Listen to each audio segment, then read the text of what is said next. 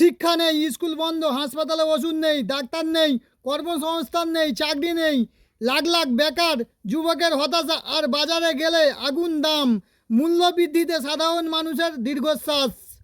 এগুলোর কোনো দরকার নেই, তোমরা শুধু ভাতা নাও আর সব ভুলে যাও। বাহ, কি চমৎকার বুদ্ধি! ভাবখানা এমন যে হাতে কিছু টাকা বা ভাতার লোভ ধরিয়ে দিলেই মানুষ নিজের শিক্ষা, ভবিষ্যৎ আর সন্তানদের জীবনের কথা ভুলে যাবে। স্বাস্থ্য ভেঙে পড়লে বিনা চিকিৎসায় ধুঁকে মরবে, আর দ্রব্যমূল্যের বাজারে হিমশিম খেতে খেতে নিজের আত্মসম্মানটুকু বিসর্জন দেবে। আজ আমাদের সোজা ভাষায় প্রশ্ন করার সময় এসেছে, ভাতা কি আমাদের মৌলিক অধিকারগুলোর বিকল্প হতে পারে? কখনো না।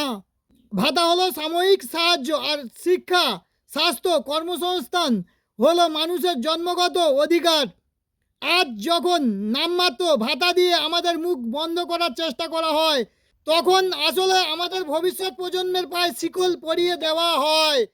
চাকরি না দিয়ে, ভালো স্কুল হাসপাতাল তৈরি না করে, কেবল ভাতার উপরে নির্ভরশীল করে তোলার অর্থ হলো জনগণকে পরাধীন করে রাখা। তাই এবার চুপ করে থাকলে চলবে না।